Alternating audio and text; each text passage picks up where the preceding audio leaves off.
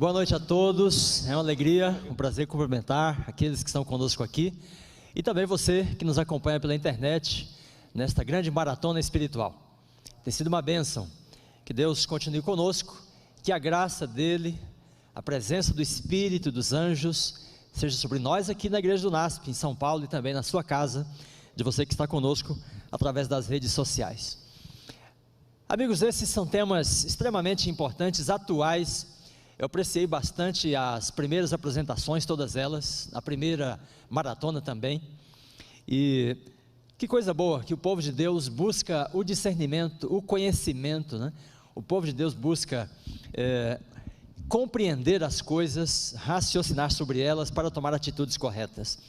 Então, no tempo em que vivemos, é de extrema importância que a gente entenda a vontade de Deus, para que tomemos a atitude, a posição apropriada diante de cada desafio que se apresenta para nós. Então que você entenda essa maratona espiritual como um esforço que esta igreja faz para trazer para discussão temas atuais, temas cruciais, através dos quais nós podemos manifestar aquilo que é a vontade de Deus, pelas mãos da sua igreja.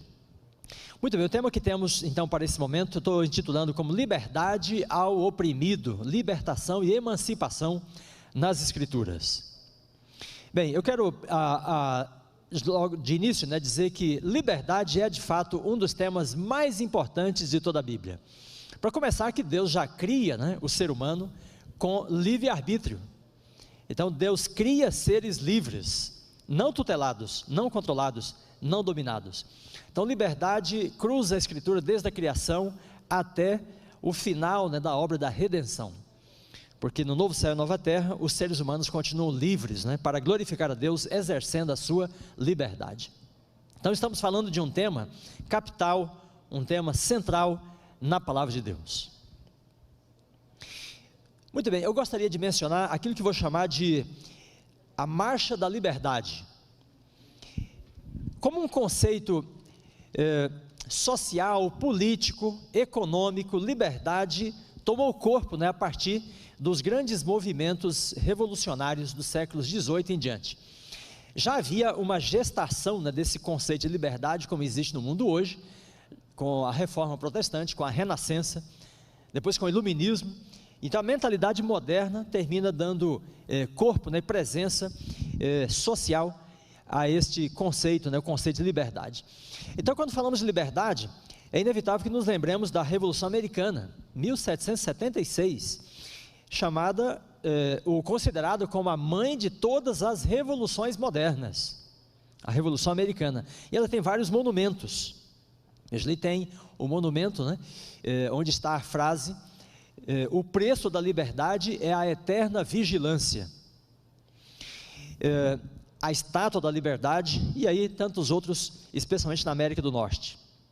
A Revolução Americana foi seguida, alguns anos depois, pela Revolução Francesa.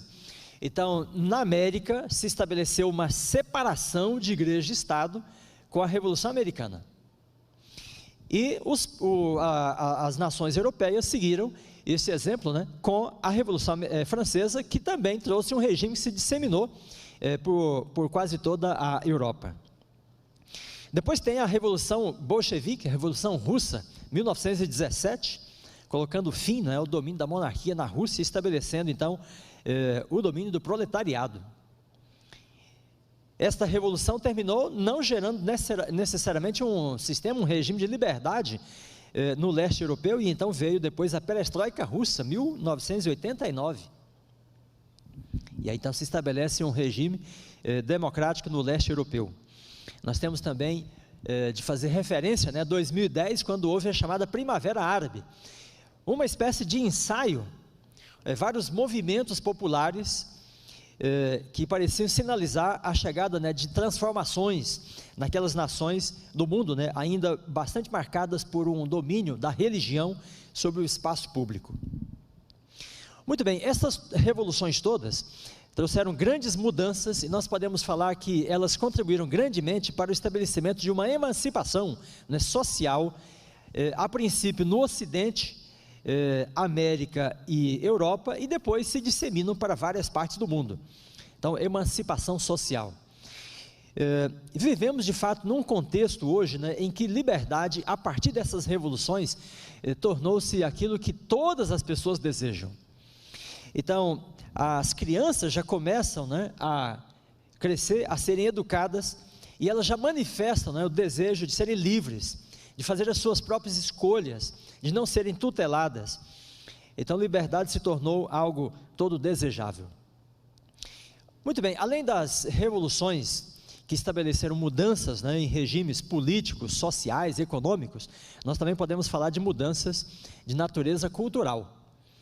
E aí nos referimos então à contracultura, esse grande movimento que a partir da década de 60 no Ocidente, começando pela Europa e Estados Unidos, e aí se dissemina também para o mundo, e é um movimento que busca, né, emancipação das expressões culturais marginalizadas, especialmente em termos de música, ritmos, estilos musicais, mas depois também de diversos tipos de arte. Então a contracultura é um momento, né, em que há uma inversão na hierarquia do mundo. Então determinadas expressões culturais que dominavam, né, sobre as sociedades ocidentais, então elas perdem espaço, elas se esgotam, e aí culturas mais marginalizadas começam a assumir uma espécie de hegemonia na cultura. E se dissemina por todos os meios de comunicação nas culturas ocidentais, e também tem seu impacto no Oriente Médio e no Extremo Oriente.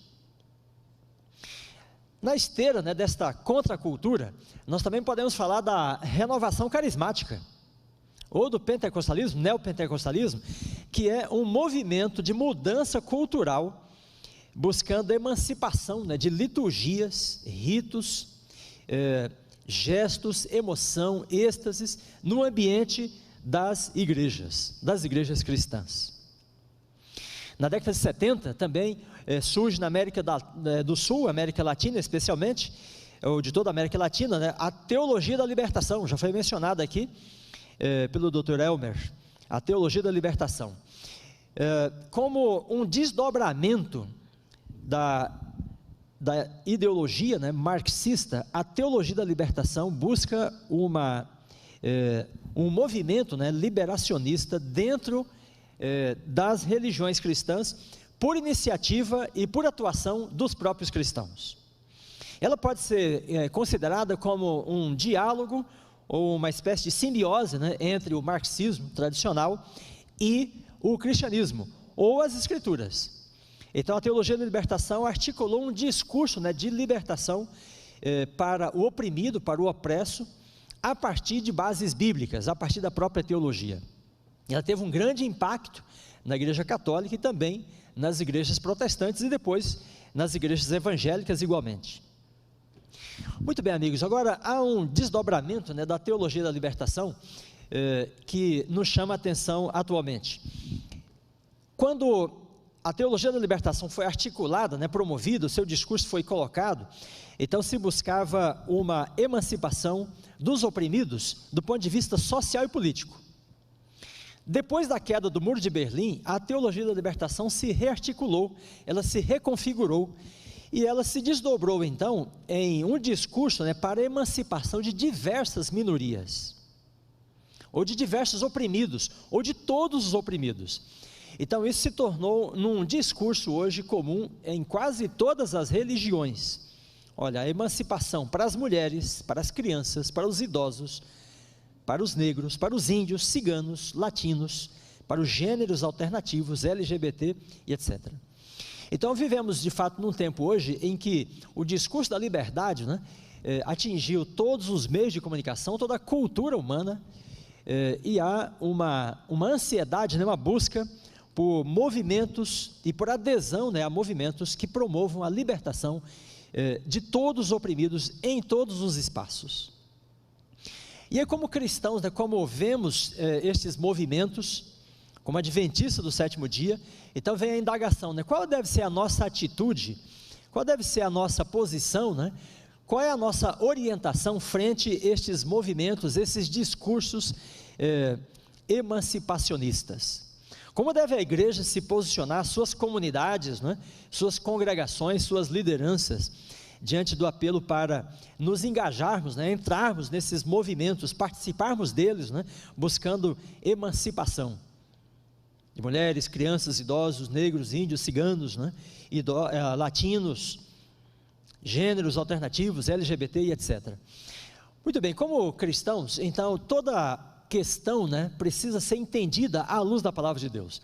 Então, como adventistas do sétimo dia, nós buscamos reconhecer a autoridade da palavra de Deus acerca de todas as coisas. E quando lidamos, né, com a nossa participação ou não, com a atitude a ser assumida diante de questões sociais, políticas, econômicas, nós devemos buscar também um assim diz o Senhor. O que Deus nos orienta, né, acerca dessas questões? Então eu gostaria de ler alguns textos bíblicos, buscar um pouco, né, do que a Bíblia fala para nós sobre liberdade, para que a gente consiga talvez pelo menos pensar um pouco sobre qual deve ser a nossa atitude, né, frente aos movimentos de emancipação no tempo em que vivemos. Eu vou começar mencionando o Êxodo. Veja que texto belíssimo aqui em Êxodo capítulo 3, verso 7, né? Deus fala para Moisés e diz assim: eu vi a aflição do meu povo que está no Egito e ouvi o seu clamor e conheço-lhe o sofrimento, por isso desci para livrá-lo. Veja, o coração de Deus, né, se move diante da situação de opressão, de domínio, né, de manipulação, de exploração. E então Deus escuta o lamento, né, Deus vê escuta o clamor, Ele vê o sofrimento, Ele conhece como se Ele participasse daquilo, e Deus age, né, para defender, para livrar aquele que está sob opressão. Então o Êxodo é uma manifestação assim bíblica do desejo de Deus de livrar o oprimido. Depois em Deuteronômio a gente tem, e na verdade essa é uma expressão que ocorre ao longo de toda a Bíblia, né? Esse texto em que nós lemos assim: o Senhor nos tirou do Egito com mão poderosa e com braço estendido e com grande espanto, com sinais e com milagres.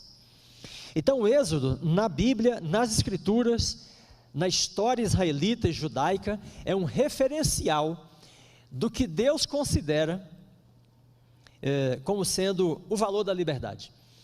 E aqui há uma exemplificação, né, da experiência da salvação através de um evento de libertação de natureza sociopolítica.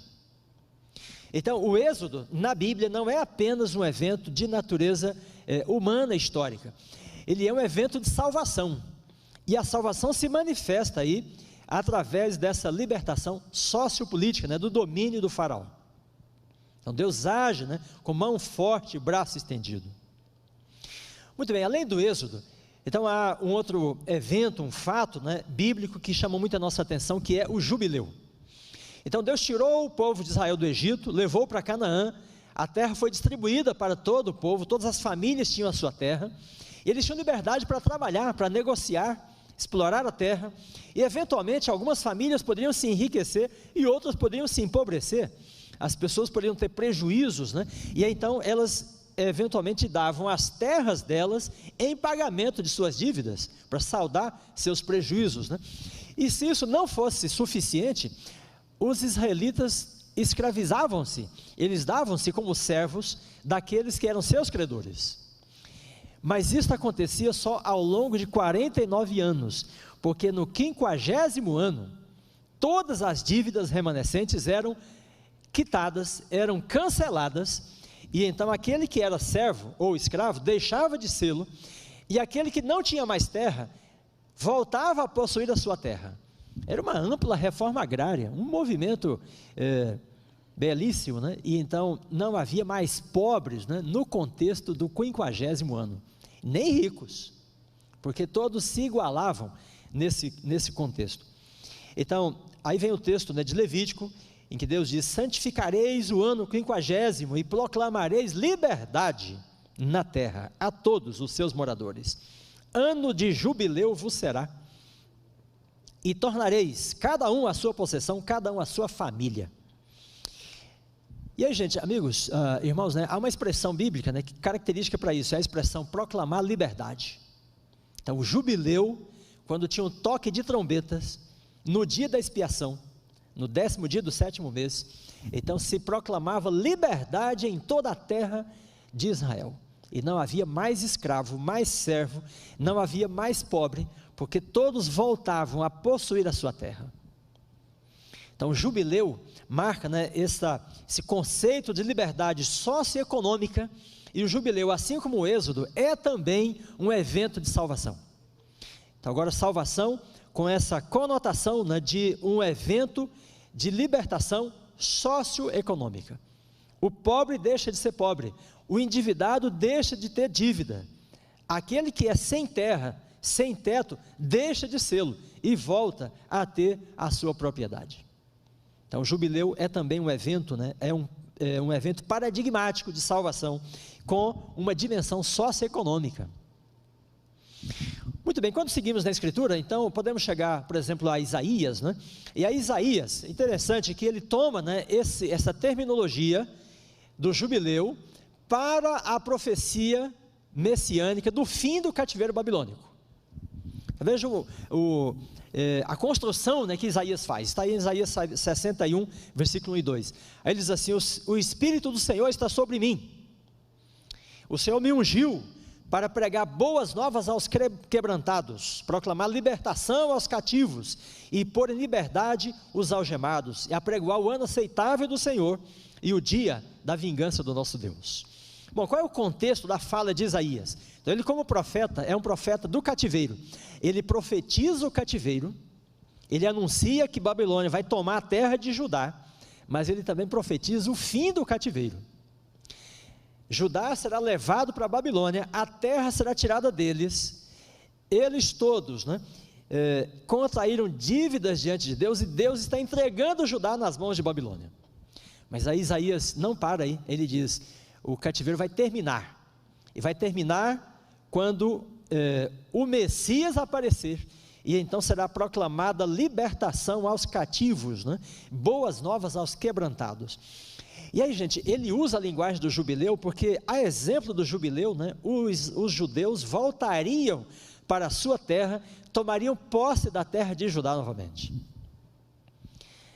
Aí, há duas expressões que ele utiliza aqui, muito interessantes, porque ele diz: é o ano aceitável do Senhor, ou seja, é o momento em que Deus cancela as dívidas, perdoa os pecados do povo cativo, né? E aí então vem agora o dia da vingança do nosso Deus. Por que vingança?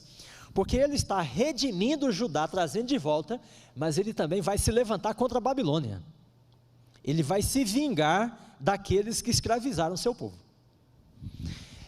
O que é curioso em Isaías é que na cabeça de Isaías, irmãos, na profecia de Isaías, né, e é também de Jeremias, de Ezequiel depois, né, o fim do cativeiro junta dois eventos importantes: é a absolvição de Israel e a vingança sobre os seus inimigos.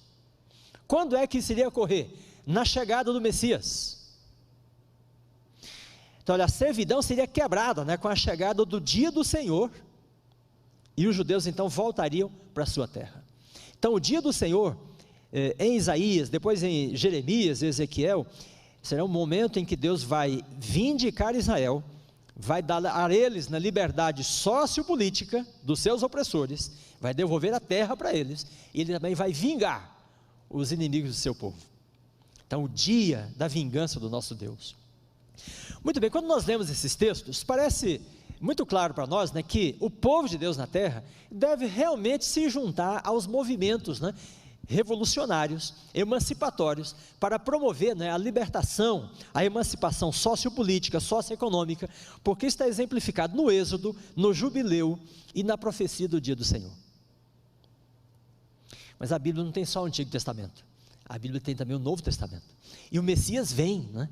O Messias vem no ano aceitável do Senhor, e daí o Messias chega, e ele não faz exatamente tudo aquilo que está prometido, porque veja o que está prometido, Isaías 11 verso 11, diz assim: naquele dia o Senhor estenderá a mão para resgatar o restante do seu povo, da Assíria, do Egito, de Sinar, que é Babilônia. Mas aí Isaías falou também assim: naquele dia o Senhor castigará com a sua dura espada, grande e forte, o dragão, serpente veloz, e matará o monstro que está no mar. Ora, que dragão é esse? Que monstro era este, né? A Jeremias explica, o monstro é Babilônia. A besta, né, que será destruída, veja Ezequiel, né, farei com eles um concerto de paz, acabarei com a besta é Babilônia, é a Síria, né, Egito, as nações inimigas. Então os judeus, amigos e irmãos, olhavam para o futuro, para a vinda do Messias, né, como o momento do ano aceitável, é o jubileu para Israel, mas era também o dia da vingança contra os inimigos. E toda a tradição judaica, né, guardava e entesourava o dia do Senhor, para o dia da manifestação do Messias, quando ele vindicaria Israel e combateria o dragão, que estava personificado nas nações inimigas. Muito bem, como eu estava dizendo, o Messias vem, né, e ele não faz isto que os judeus esperavam. Curiosamente, irmãos, vejam, Jesus se levanta, né, no início do ministério dele, na sinagoga, e ele recebe um livro para ler, e é o livro do profeta Isaías. E ele lê este texto do fim do cativeiro, o texto do ano aceitável. Ele lê o texto de Isaías 61. Mas quando você abre a Bíblia, então, em Lucas 4, né, 18 a 20, aí Jesus lê: o Espírito do Senhor está sobre mim, me ungiu para evangelizar os pobres, enviou-me para proclamar libertação aos cativos, restauração da vista aos cegos, para pôr em liberdade os oprimidos, e apregoar o ano aceitável do Senhor, ponto. Aí Lucas diz assim: tendo fechado o livro. Olha só, você observou aí, o texto está na tela, né? Jesus não leu a parte do texto de Isaías que fala do dia da vingança, ele só leu a parte que fala do ano aceitável. Será que foi um esquecimento dele? Aquele livro que ele pegou estava faltando um pedacinho, né? Não, irmãos, é proposital, né, deliberado, é consciente da parte de Cristo, porque os judeus esperavam, né, a vinda do Messias para o ano aceitável da vindicação deles, e esperavam que isso ocorresse também junto com o dia da vingança contra os inimigos. Mas Jesus se manifesta, e ele não fala contra Roma, ele não se levanta, né, ele não faz um movimento em Judá contra o Império Romano. Veja, toda a expectativa dos judeus, né, alicerçada, baseada em Isaías, em Jeremias, em Ezequiel, né, é frustrada, e Jesus não se levanta contra o inimigo, ele não anuncia o dia da vingança, ele diz que ele veio anunciar o ano aceitável do Senhor. E aqui, amigos, nós precisamos de entender, né, o que está acontecendo com a decisão de Cristo, a atitude dele, e também com a nação de Judá. Veja que quando Daniel fala, né, do Messias, ele diz assim, que Judá teria 70 semanas para espiar a iniquidade, preparar tudo, né, e ungir o Santo dos Santos. Então o Messias viria para o ano aceitável e o dia da vingança, se Judá estivesse com as suas iniquidades espiadas, e se eles recebessem o Messias, mas nenhuma das duas coisas aconteceu. Então Jesus começa o seu ministério, e ele fala do ano aceitável, ou seja, ele veio para mostrar a graça, né, para revelar a si mesmo, para trazer o evangelho, as boas novas, né, de salvação, mas ele nada fala do dia da vingança contra os inimigos. E este é um dos motivos, né, porque os judeus não aceitam o Messias, porque eles esperavam o Messias guerreiro, e Jesus aparece e diz, aquele que bater na sua face, né, do lado direito, dá o esquerdo. Ele começa a confundir os judeus, porque eles tinham uma expectativa, e ele vem com uma outra realidade. Muito bem, vamos nos acercar um pouquinho mais de Lucas ainda, né, porque Lucas usa a palavra liberdade, olha só, 4 vezes, a palavra grega áfeses, liberdade, Lucas 1, 77, 3, 3, 3, 4, 18, 24, 47, todas as vezes que ele usa a palavra liberdade, além dessa de Lucas 4, né, ele não fala de liberdade sociopolítica, nem socioeconômica. Um dos textos é esse aqui, ó, em seu nome se pregasse o arrependimento e a liberdade dos pecados. Tá, a palavra é traduzida aqui por remissão, mas é liberdade. Então ele está dizendo, no nome de Jesus vai se pregar então arrependimento e libertação do pecado. Mas veja, irmãos, o que é estranho, né? É que Lucas é o evangelho do pobre. Lucas é o evangelho, né, das mulheres. Lucas é o evangelho dos marginalizados, dos gentios, né?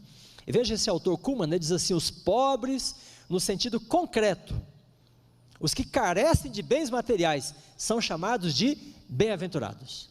Então Jesus se dirige, né, fala dos pobres, mas ele não fala de emancipá-los. Ele diz que eles já são bem-aventurados, aqueles que carecem de bens materiais. E aí, quando a palavra liberdade é usada, né, ela não tem essa conotação sociopolítica e econômica. É liberdade do quê? Liberdade dos pecados. E aí Jesus então deixa claro com isso, a maneira como ele lê Isaías, né, e o ministério dele, que a liberdade que ele anuncia não é de natureza sociopolítica, não é de natureza socioeconômica, não é a semelhança do Êxodo, não é a semelhança do ano do jubileu e do fim do cativeiro. É uma liberdade de que natureza? Espiritual. Espiritual. Então, nós podíamos aqui fazer um resumo do ponto até agora, dizendo assim: o jubileu traz liberdade de natureza socioeconômica, no 50º ano. O fim do cativeiro, liberdade sociopolítica. Isso acontece no Êxodo, e acontece quando Ciro, né, toma posse da Pérsia, libera os judeus. Eles podem voltar, eleger uma liderança, né, uma jurisprudência, uma jurisdição em Judá. Só que Jesus não fala de nenhuma das duas coisas. Ele fala de libertação espiritual. Isso, de certa forma, né, já estava dado para os israelitas e judeus, porque o 50º ano, né, no dia da expiação, era anunciado com o toque do chofar, o toque da trombeta. E esse toque da trombeta, irmãos, quando soava em Israel, fazia eles se lembrarem, sabe do quê? Do Sinai. Porque lá no Sinai, quando Deus desceu, né, para dar a lei, a trombeta foi tocada. Houve um grande clangor de trombeta. E o toque da trombeta anunciava a descida do Espírito Santo, dia de Pentecostes. A entrega da lei no Sinai é no dia de Pentecostes. Então, o toque de trombetas, no ano do jubileu, era para anunciar liberdade, mas de que natureza? Era daquele que estava escravizado ao faraó, e que agora é livre para obedecer à lei de Deus. Mas eles perderam isso de vista. O fim do cativeiro é o fim do domínio de Nabucodonosor sobre, né, os judeus, para que eles possam ser livres para obedecer a Deus. Mas eles tinham perdido isso de vista. Eles ficaram com a dimensão, né, sociopolítica e econômica da libertação. Muito bem, então Jesus anuncia liberdade de natureza espiritual. Vamos nos acercar um pouquinho mais desse pensamento no Novo Testamento, irmãos, porque ele parece ser crucial para o nosso tempo. Veja, quando nós lemos Paulo, em Romanos, Paulo fala assim: a lei do Espírito. Veja que é interessante ele falar do Espírito, porque o Espírito já está conectado com o jubileu, com o dia de Pentecostes e com a lei. Ele diz: a lei do Espírito da vida em Cristo Jesus te livrou da lei do pecado e da morte. Então Paulo entra aqui no projeto de libertação do Evangelho, e o foco dele não é social, não é político, não é econômico. Ele diz que o Espírito vem, né, por causa da mediação de Cristo, para livrar do domínio do pecado, da presença do pecado, a fim de que o preceito da lei se cumpra em nós, que não andamos segundo a carne, mas segundo o Espírito. Depois em Coríntios ele diz: onde está o Espírito do Senhor, aí há liberdade. Aonde está o Espírito do Senhor, aí há liberdade. Por quê? Porque aquele que está no Espírito, ele já explicou em Romanos, né, é aquele que está livre para obedecer à lei de Deus. Está livre de qualquer imposição externa a ele, não para que esta imposição o torne pobre ou oprimido do ponto de vista social, político e econômico, mas uma liberdade que deve se manifestar para que ele possa obedecer à palavra de Deus. Em Colossenses ele diz: ele nos libertou do império das trevas. Então é interessante que Paulo olhe, né, para o projeto da libertação do Evangelho. Ele não diga Jesus nos libertou do Império Romano, Ele nos libertou do Império, né, babilônico. Não, Ele nos libertou do Império das trevas, do domínio, né, do outro Senhor que antagoniza a Deus, que é o diabo. E em 1 Coríntios capítulo 7, verso 22, porque o que foi chamado no Senhor, sendo escravo, é liberto no Senhor. Amigos, olha só, o que Paulo está escrevendo aqui, né? Aquele que está no Senhor, ainda que seja escravo, é liberto. Aquele que está no Senhor e foi chamado no Senhor, sendo escravo, é liberto. Para a liberdade foi que Cristo nos libertou. Muito bem, e aí quanto mais nós vamos estudando, amigos, o Novo Testamento, mais vamos compreendendo, né, que o projeto de Cristo é a libertação espiritual. E aqui é um segredo, né, que os judeus não tinham entendido. Irmãos, como o pecado domina no coração dos seres humanos, né? Veja, por que o jubileu? Por que era necessário o jubileu? O jubileu era uma lei civil em Israel.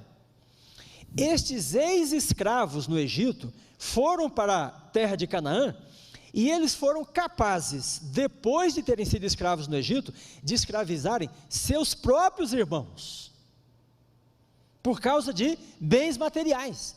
E então Deus dá a lei do jubileu, para que eles ao final de 50 anos liberem os escravos.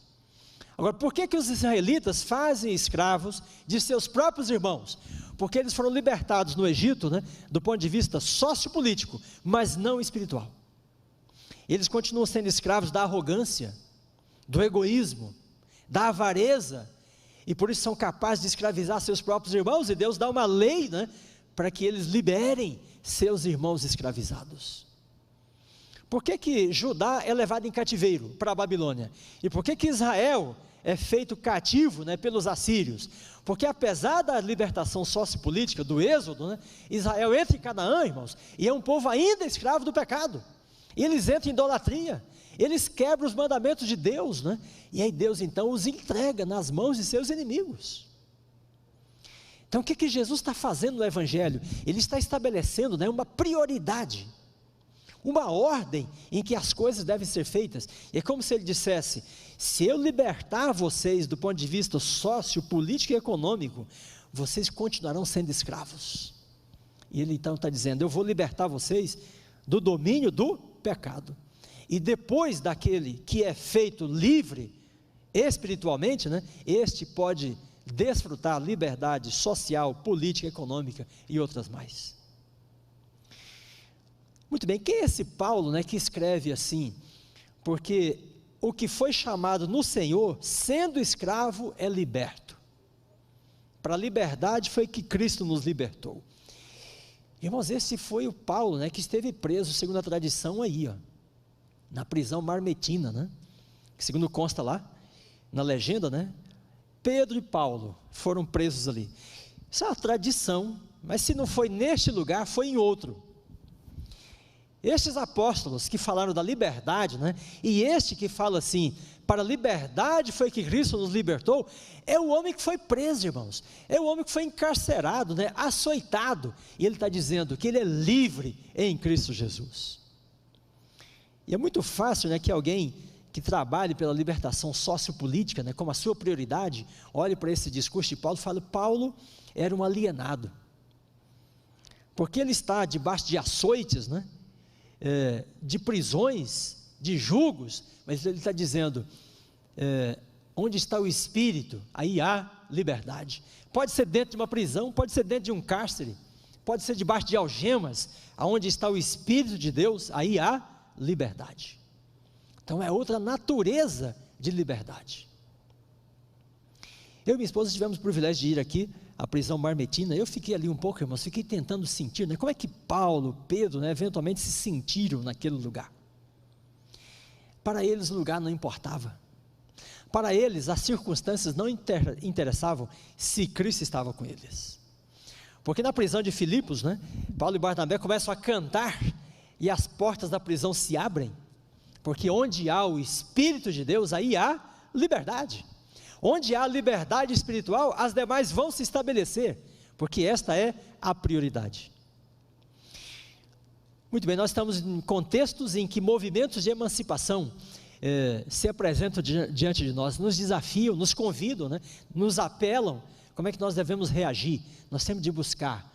Qual é o assim diz o Senhor acerca dos movimentos de emancipação? Qual a prioridade de Cristo, né? Quando Ele veio a essa terra? É o exemplo dele que nós devemos seguir. Vamos um pouquinho mais ainda no Evangelho. Em João, Jesus debate com os judeus. E veja aqui nós temos, irmãos, claramente exemplificada, né, a situação dos judeus frente ao conceito de liberdade. Então João diz assim, reportando as palavras de Cristo, né? Se vós permanecerdes na minha palavra, sois verdadeiramente meus discípulos, e conhecereis a verdade, e a verdade vos libertará. Então quando Jesus diz isso, né, os judeus respondem, e responderam eles, somos descendência de Abraão, e jamais fomos escravos de alguém, como dizes tu, sereis livres? E replicou-lhe Jesus, veja, está havendo um debate entre eles, né? Em verdade vos digo, todo que comete pecado é escravo do pecado. Se pois o Filho vos libertar, verdadeiramente sereis livres. Irmãos e amigos, aqui Jesus sobrepõe, né, a liberdade que Ele traz a todas as demais.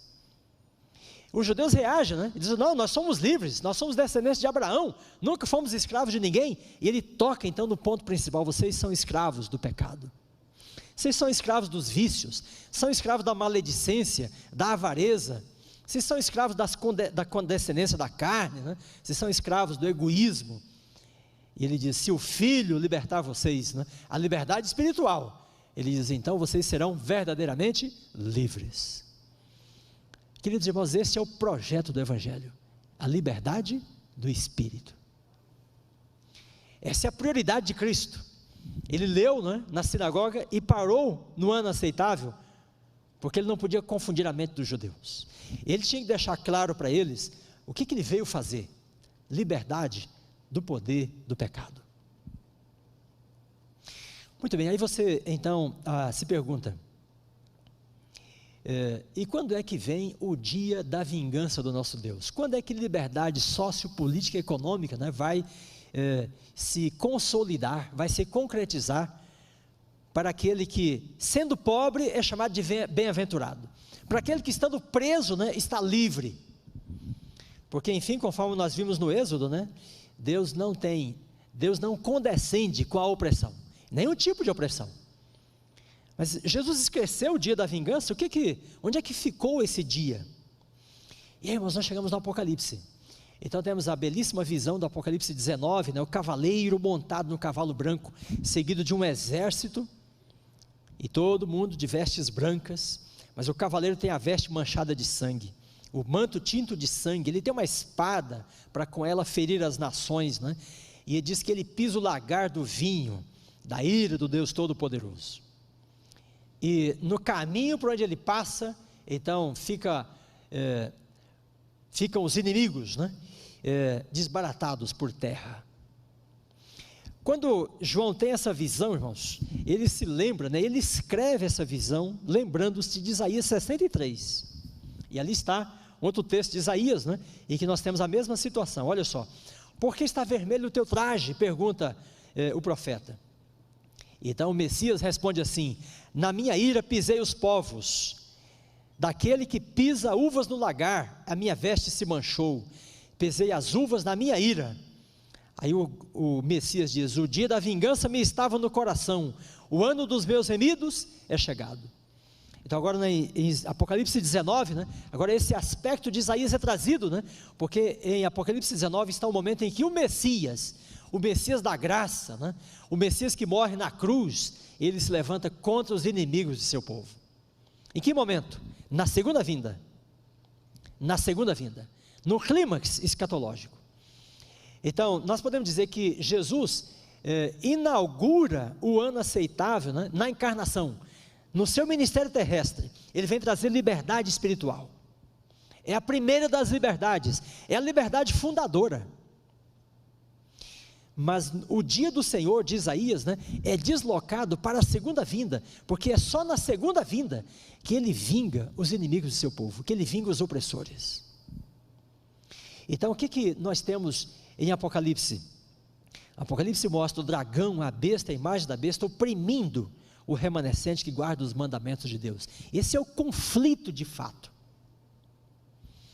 O Apocalipse diz, abre a cortina para nós percebermos o que acontece de fato no mundo. Marx olhou para o mundo e disse, o mundo é a história do opressor que oprime o proletariado, né? Por causa da propriedade privada. Ele enxergou um conflito de natureza sociopolítica. Mas quando o Apocalipse é escrito, irmãos, a cortina se abre, né? Nós enxergamos outro conflito, é o conflito do dragão, da besta e a imagem da besta, e eles se incorporam nos impérios opressores, e oprimem o remanescente que guarda os mandamentos de Deus. Não, a opressão no Apocalipse não é do pobre, não é da mulher, não é do negro, não é do amarelo, do vermelho, não é do branco. A opressão no Apocalipse é dos poderes das trevas contra o povo da luz.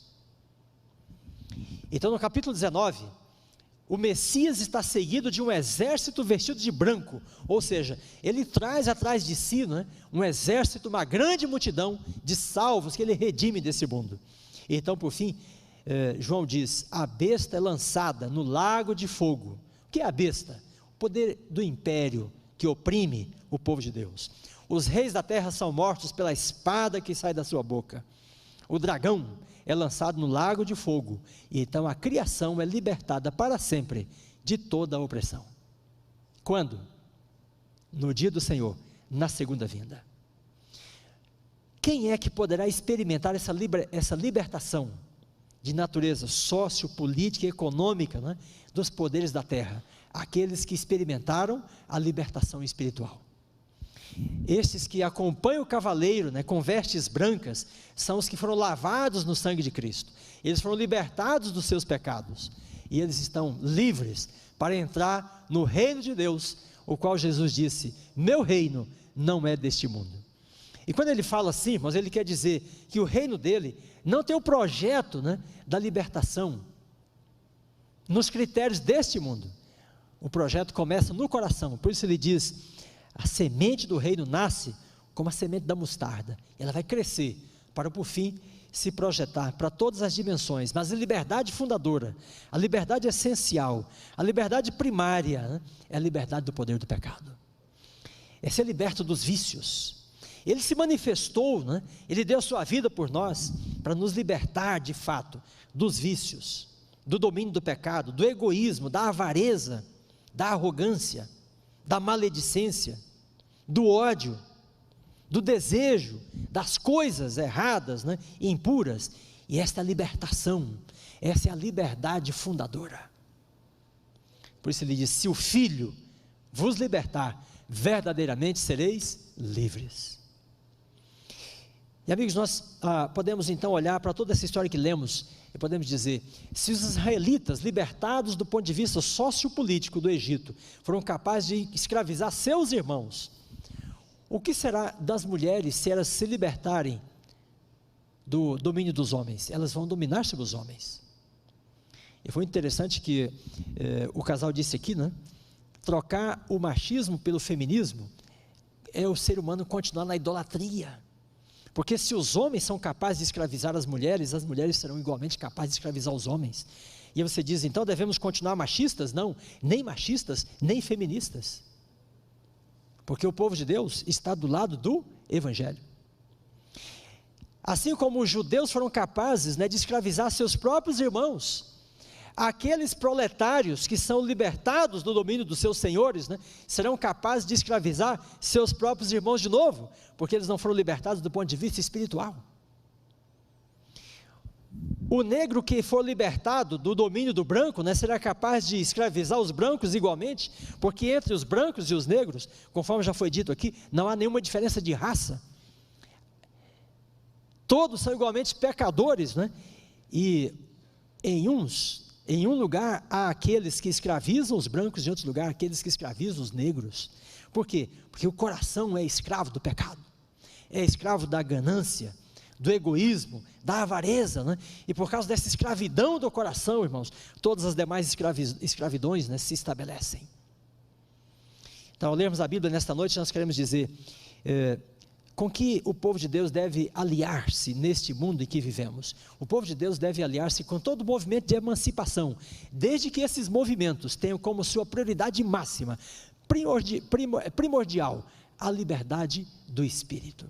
A liberdade para obedecer a palavra de Deus, porque aquele que é livre no Espírito, será livre para exercer todas as demais liberdades.